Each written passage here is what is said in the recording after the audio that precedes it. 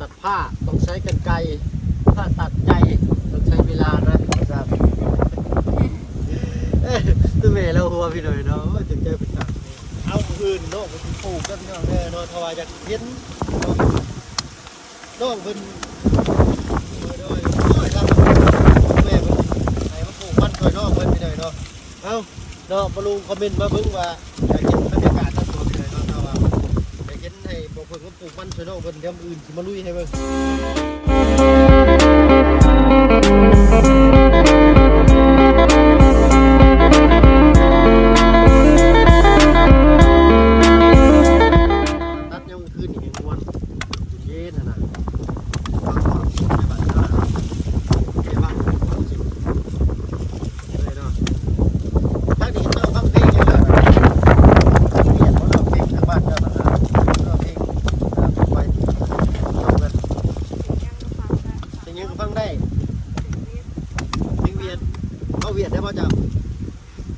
ฟังหูเรื่องอยู่เป็นบ่ฟังหูกับฟังฟังหูกับฟังเร็วกันเนาะหูกับฟังไปแล้วเนาะสีเหลืองกันเลยเนาะเรื่องกูได้ว่าจังซะ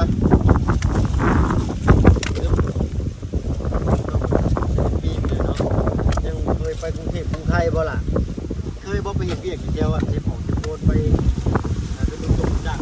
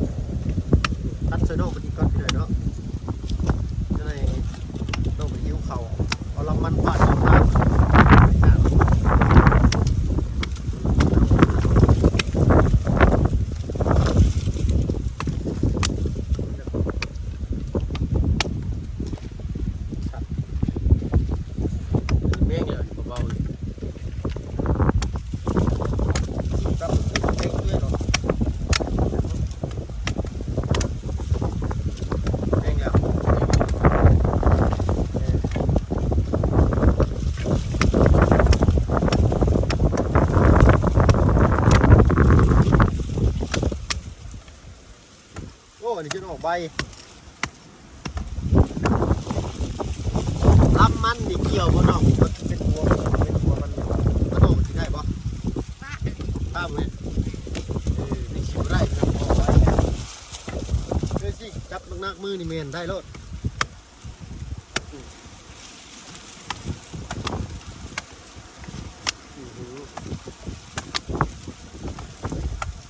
พอดีบ่สมได้อยู่เนาะสิเนาะยาวพวกนะประมาณเป็นมือแบบนี้แล้วนี่โอ้ที่ปุ่นหลังเนาะนั่นแหละทำไมกับพ่อลูกเคยมาซอยเพื่อนแม่ผมไม่ลูกเคยจ้ะนี่ผู้บ่าวมาผู้ชายจะเสียอะไรไปคนเจ้าลูกสาวเจ้าเมื่ออยู่เฮือนน้ำได้บัดไผสิมาซอยจะตัดมันบัดนี้จ้างเอาจ้างให้กับพ่อก็ถ้าเขาลูกเคยผมมีเงินจ้างให้ได้บัดนี้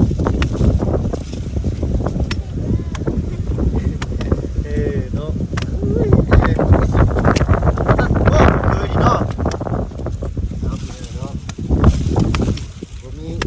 คำหนึ่งตัวเมย์ผมมาซอยเรือซอยแห้งก็ได้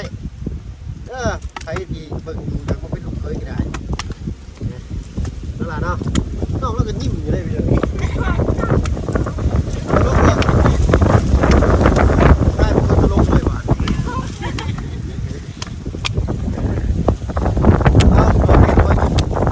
ดีใจเลยล่ะถ้ามาเบิ่งก็ได้ภาษา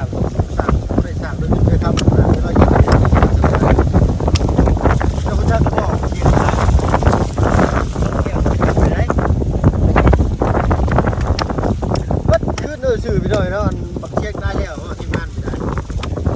ไปมากกับเชียงได้แล้วเชียงได้แล้วโอ้โอ้บ่ได้ได้ดิเนาะมันดำๆอยู่บ่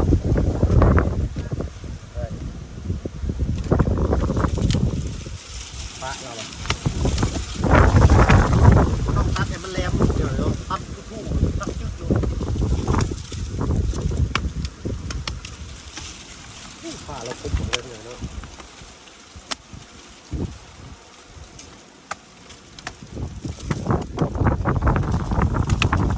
มากเลยมาตัดเลย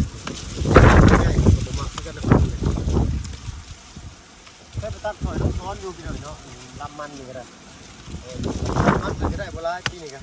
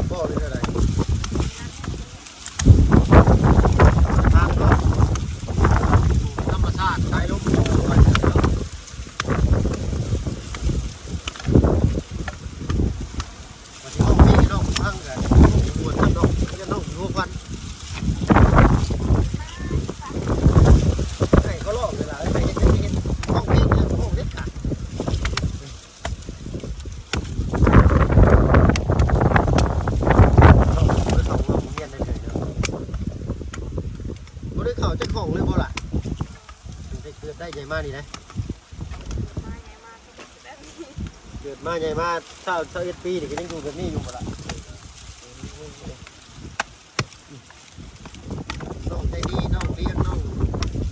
เด็กจริงนี่ยังใครเนี่ยได้เขาเรียนเนาะน้องเด็กจริงมาแล้วคนที่สมัครเราม่วนนี่ไปโดนตัดลำมันปล่อยเปิดมือก็ได้ตัดเดี๋ยว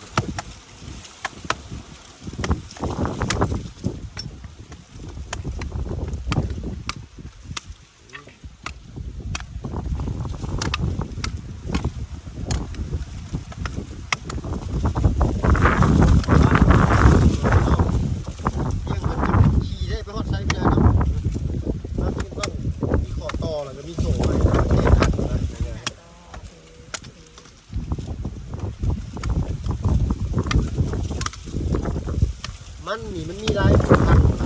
มันนี่มันคือหลายแบบ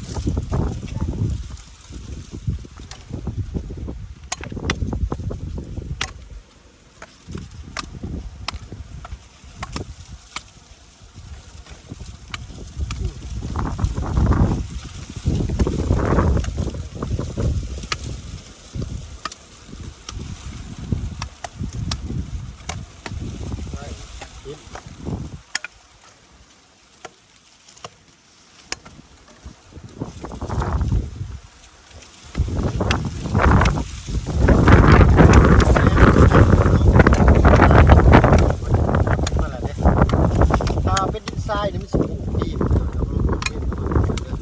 เพราะว่าหน้าบางคนเป็นดินทรายเป็นต้นยางนาผมมีหญ้างัวกินนะเวลาย่ำให้ย่ำนามาว่าผมกลัวมาพึ่งอยู่บ้านเพิ่นเป็นกับผมมีเวลานะต้องโผล่มันไปเฮ็ดเบี้ยเบี้ยเพิ่นแต่น้องก็เลยแบบปล่อยงัวแบบปล่อยแบบบุฟเฟ่เลยพี่หน่อยเนาะปล่อยสิสวนเดินในหน้านะได้กินอยู่มันไม่ได้นานยังไงน้องใส่ก็หลานเนาะงานจะพูดเนาะพูดครับนั่งขับทั้งหมดโอ้ยเนาะเริ่มแบบว่าเริ่มมันอ่อนแน่เลยแม่บ้านเริ่มจะแข่งกับข้าวมาแล้วเขาดูดียังไงเขาลงคนมาโอ้ยเฝ้าอยู่หันแหลมมาสานะตั้งจริงอยู่เพิ่งดูดีบัดนี้ขนาดนะตัดมันเสือน้องดีบัดนี้ก็ได้เจ็บเต็มเลย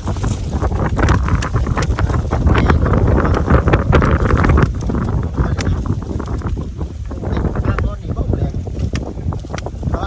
กล้านอนนี่จะใช้นอนอยู่บ่นี่นอนเผาให้ได้มัดเลยถ้าว่าปลูกกลางคืนเนี่ยคนทางบ้านได้ก็เจ้าสิว่าปลูกมาได้หลายนี่กลางคืนนะอ้าวผักอยู่แล้วจ้ะเนี่ยหนาวคืนนี่หนาวเลยล่ะเนาะหนาวแล้วอ่ะจ่อยๆ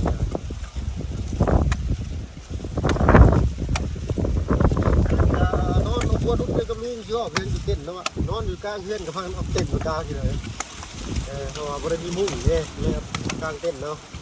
แต่ยันยุงกินตอนช่วงนี้ยังไม่ค่อยมียุงเลยอากาศยังหนาวเลย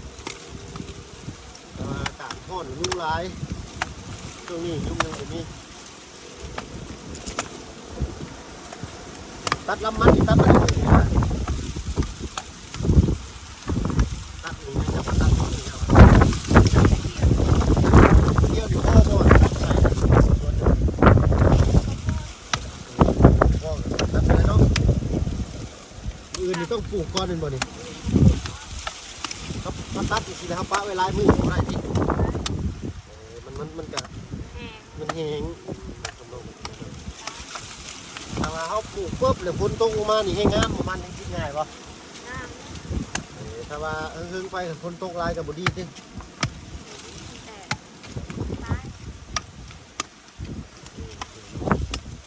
ถ้าว่าจะปลูกมันนี่ต้องมาเฮียนกับน้องเพื่อนเด้อพี่น้องเด้อ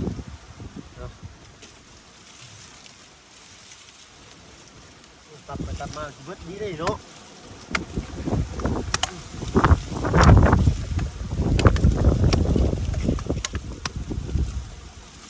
คนฝ้าบ้านมันเป็นงอไปเลยฝ้าบ้านเท่านี้เป็นคือซับที่ขาดซับที่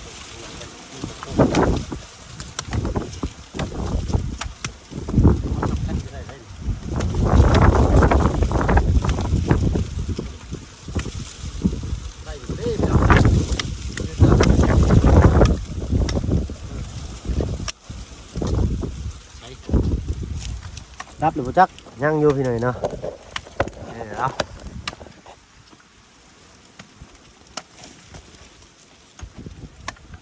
เมื่อยปะล่ะเมื่อยจะเศร้าได้ส่วนตัวเองส่วนมันต้องเองเมื่อยไงเนาะล่ะเนาะมันได้โอ้ละแกเมื่อยละแกเนาะ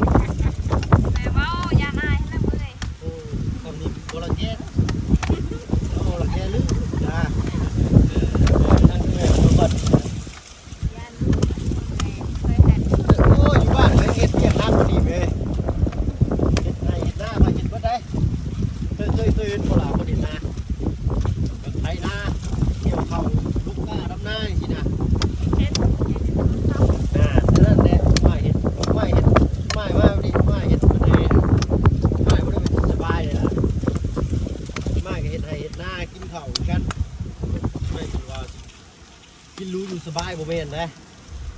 คนอื่นก็จะได้นอนเอื้อนเนาะชิมาได้เอาเต้นไปกลางนอนนะชิมาเขาหน้ากะเขาได้ยุบเลยมันกะแต่แล้วแต่บางปีคือก็มันเลยมันบางปีกะราคาดีนะบางปีก็ได้ลายก็ใหญ่มันกันลายก็ไม่ได้เขาอะไรก็ได้จะมีข้อดีข้อเสียของแต่ละมีภาพเลยนะทั้งนี้ปลูกยังจะขึ้นยังจะติดดินเหมือดินปูเลยบ้านเขาปลูกแค่แต่เขาอย่างนี้ค่อยเจ็ดสมุนไพรมัน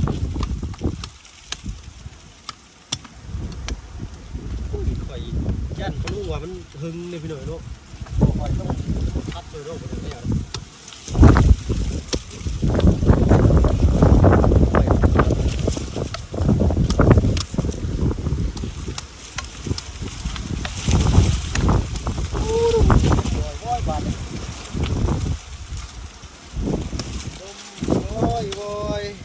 ใจคุณก้อยว่าวีบละเห็นปะ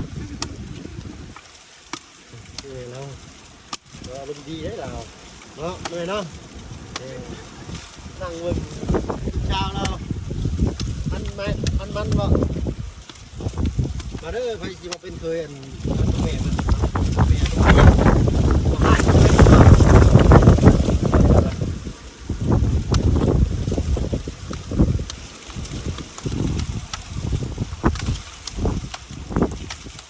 พูดอะไรตั้งไปตั้งมา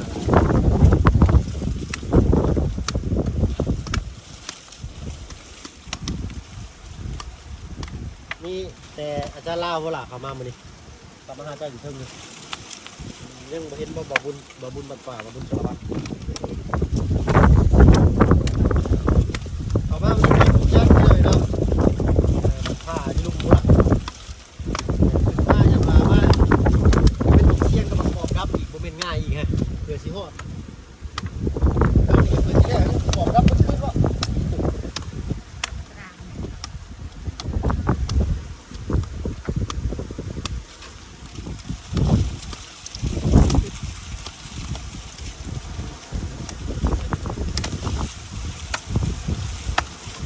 อื่นน้องเป็นปลูกกันน้องแน่นอนทว่าอยากเห็นน้องเป็น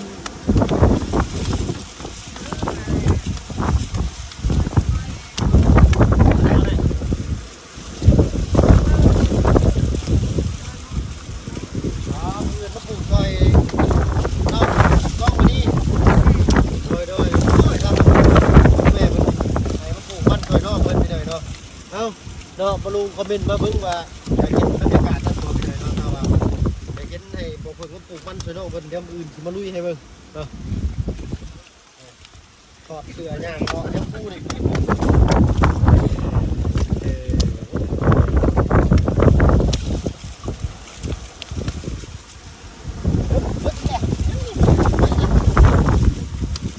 พอแล้วบ่โต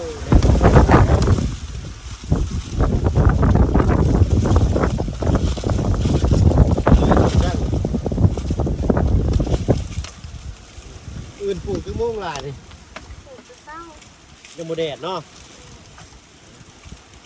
และมันทำนี่แหละไอ้มาเบิ่งตัวนี้พาไปลูกมาเบิ่งอื่นจะคนมาปลูกอื่นนี่จะคนเด็ก2 คน2 คนไม่ลูกนี้โอ้เบิ่งเสียเจดีกับน้องเลี้ยงโอ้น้องเจดีกับน้องเลี้ยงถ้าว่าเพิ่นบ่ได้บ่ได้เฮียนกันมาคอยทำประตูเนาะมันเก็บพื้นที่ใช้จ้ะ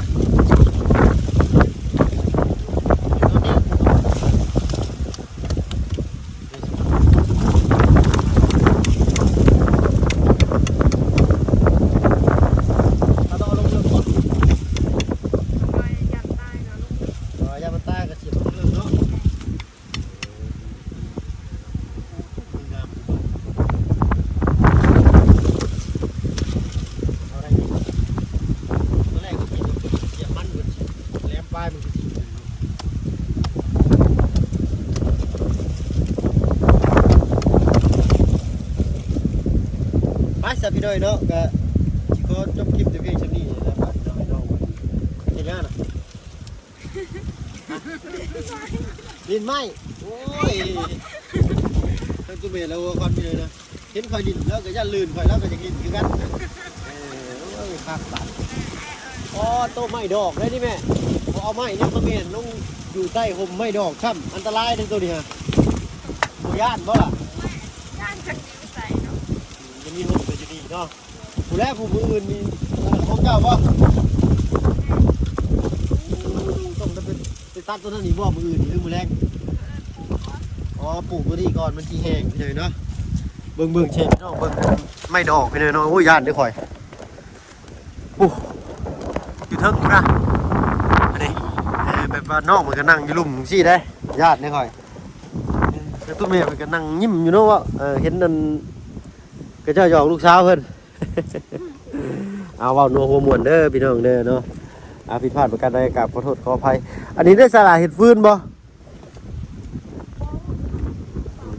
มาหันเลยป้าก็ง่ายปังงานอยู่แท้ย่านไม่ค่อยย่านล้มคุบนะแบบคุบมันเป็นเจ็บเลยยังบัดจุดงบ่จุดงบ่ล่ะเอาไปจุดงไปบัดนี้ง่ายเมื่อก่อนง่ายเมื่อก่อนได้สั่นเอาไป สิทาน้องเพิ่นเอาน้องไปเลยเนาะน้องเพิ่นยังสินั่งยิ้มอยู่จังหน่อยพุ่นแหละเพิ่นจังสิขึ้นมื้อฉันนาดไปก่อนเด้อซันเด้อเนาะอาจารย์ว่าทีมงานถ่ายอยู่เฮือนเนาะไปละสบายดีจ้ะไปละตุ้แม่สบายดีเจ้าเลยเนาะไปพี่หน่อยเนาะพ่อกันอยู่พุ่นเลยโอ้ดูแดดเป็นบัดกระเต้าลึกมื้อนี้แค่นี้แต่ว่ามีลมหน่อยนึงเนาะลมก็แห้งซ้ำว่ายันลุงบ่ได้ยินเด้อุ้ยก็ว่าแดดก็ว่าบ่ได้แดดบ่ได้แต่มันสิว่าร้อนใช่ละบัดนี้ทางใดละบัดเนาะโทรศัพท์มีแต่กี่บัดนี้ปึ๊บน้องเลี้ยงน้องนั่นเพิ่นก็มาเก็บอันนั้นอยู่ดีได้ไปไหนนะเก็บฟืน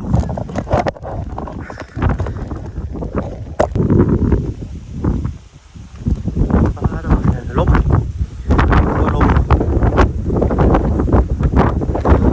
แห้งๆนะมันเป็นหน้าผาทั้งผู้ว่าสันชาเนาะเป็นผู้ความสั้นของมัน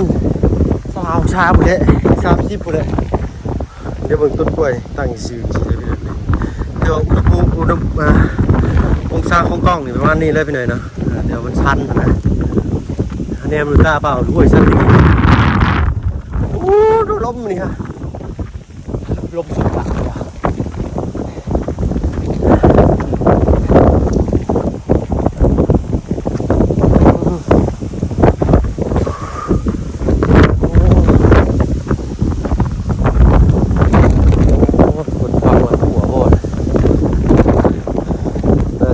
เจ้าอันนี้เนาะผู้อะไรผู้เป็นผู้พระประไม้ไซเดนเวียดพี่หน่อยเนาะทางนั้นนะผู้ทางกังหันหน่อยลาวหน่อยเขาถูกเข้าไปผู้กังหันอยู่ผู้พี่หน่อยเนาะเป็นเวียดเห็นอยู่ป่ะเห็นกังหันล่างๆเนี่ยกล้องมาเบิ่งบ่ชัดไปเลยเป็นนั่นกังหันฟ้าเวียดเนาะ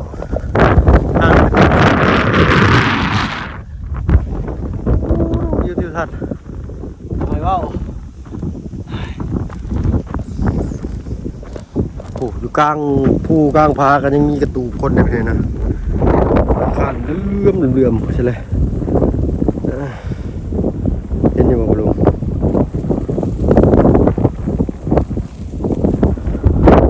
สุดตรงนี้พี่เลยเนาะ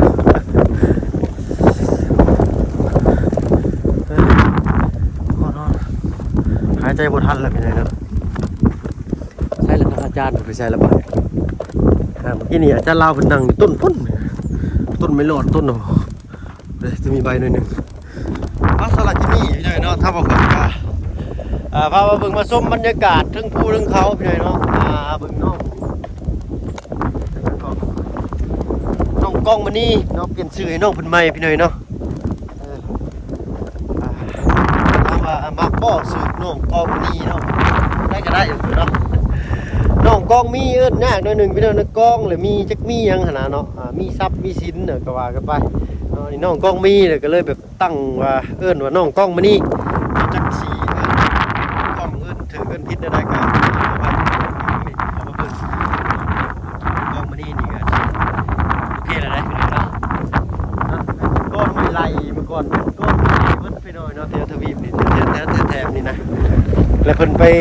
ทางเฮ็ดไห่เนาะเฮ็ดไห่ของเขาได้มาเป็นเจ้าของที่ว่าซั่นๆเนาะแต่ก็บ่มีใบซื้อขายบ่มีใบขอบทองบ่มีใบที่ดินเนาะได้เฮ็ดทำอยู่ทำกินซื่อๆได้พี่น้องคำขายก็ได้แต่ว่าถ้าคนซื้อตกลงปรุงใจว่าชื่อแบบบ่มีใบขอบทองเลยใบที่ดินใบโฉนดที่ดินนะซื้อได้แต่ก็ถ้าข้างหน้าถ้าว่าเพิ่นมีแนวจะเฮ็ดอย่างยังนะเพิ่นว่าเพิ่นบ่ให้เฮ็ดแล้วเพิ่นสิเพิ่นไปเฮ็ดสมทานเขาหรือยังไงบ่สามารถสิเฮ็ดต่อได้เพิ่นก็เอาไปเฮ็ดอย่างอื่นต่อได้พี่น้องถือขอโทษขออภัยพี่น้องเนาะสำหรับคลิปนี้ไปแล้วพี่น้องเนาะพบกันคลิปหน้าเด้อพี่น้องเด้อเนาะเอาจะได้ก็ใจนั่งเคยลาน้ำแน่พี่น้องเนาะสามคนสามเลยก็อยู่ที่นั่นไปแล้วเนาะ